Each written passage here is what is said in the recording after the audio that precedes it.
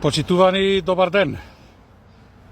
Градска патрола, град Битола, Тони Апостоловски, на локација на вториот влез или излез од градот на клавирите и конзулите Битола, односно на патот кој што носи кон нашиот најсвет град Охрид. Моментално сум на мостот, одиме со слика. Еве, уште еден мост, кој што треба некогаш да се направи за некои 2-3 години. Само да помини возилово, ќе го измерам точно колкаво е, а и одоздолу има возила. Има и кучина, кои ме лаат, бранат нешто овде. Само момент, да го измериме. Некој ме поздрави, фала на поздравот, пријателе, многу фреквентен. Ова е пат кој што, да помена, води кон Охрид. Еве, 1, 2, 3, 4, 5, 5,5-6 чекори. Мораше да остават тротоари од двете страна за пешаците. Долу е малце поширок патот, меѓутоа ова е од времето на Тите, Јосип Броз Титета, кој го градеше, и сега, овие му ги имат, извинете, овие оградиве се поставени од нашите градоначалници од 90-та наваму. Сега одиме со два нови објекти, кои што се современи, барем така не лажат, и кои што се изградени во скорешно време.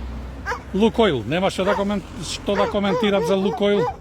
Лукойл си е одличен, солиден објект. Меѓутоа сега, внимавајте, еве го влезот. Ајде да то ловите. Десно е Скопје, Прилеп, лево е Охрид, Ресен. Сега гледајте, има тука еден кружен тек. Меѓутоа, што е проблемот со кружниот тек? Оние кои што доаѓаат од Охрид и сакаат да влезат во Битола, и оние од Прилеп кои што доаѓаат по заобиколница и сакаат да влезат во Битола, ќе се судрат со нешто. Ајде, јас нема да зборувам, нека зборува вистината, видеото. Што мислите, од што е ова овде? Мислите дека вработените во бензинската пумпа немаше одапрат па со чекање кој кршеа подпорниот зид? Не наши советници, наша председателка на Советна општина Битола, да фатам од подалеку. Ова е заради тоа што од оваа страна, тука камион со приколка, тешко дека може да влези во град Битола. Затоа кој ќе ви речам дека ова е село, немојте да се љутите. Са додуша, овие што се породин селата, Олевени, ако сакате Трнка, Рамани и така натаму, може да ни завидат на вакви пристапни патишта, меѓутоа, дами и господа, ние се наоѓаме во 21. век. Овде не може да влези камион со приколка. Кај ќе јават камионите со приколка? Треба да вртат до Крклино. Ајде. И ова може ќе го испомините. Ова беше вториот ултрасовремен пристап, влез и излез од град Битола. Тоа е. Каков таков, барем имаме и влез и излез. Меѓутоа, се ми оди нешто умот, дека нашите политичари се далеку над сите во светот. Додека сите градат патишта, нашите политичари се свесни дека за 2-30 години ќе почиме да летаме, а воопшто нема да ни треба земјата како, може би како алтернативно сообраќајно движење, иначе ќе летаме сите во воздухот, така да воопшто не ни требаат нас патишта.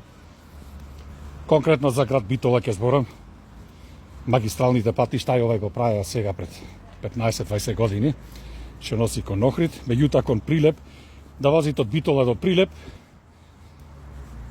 не знам, Треба да искршите едно 5-6 јабучици и никој ов не вели. Зошто? Нема општината пари, знаеш. Нема градот, нема државата, нема ништо, ќе направиме бе, тие не откажват. Ќе направат некога сега Енка Бенка, како се вика та Бенка. Ќе го гради автопатот Битола Прилеп. Автопат Битола Прилеп. Ајде и точно да ќе го видиме. Почитувани, имајте пријатен ден.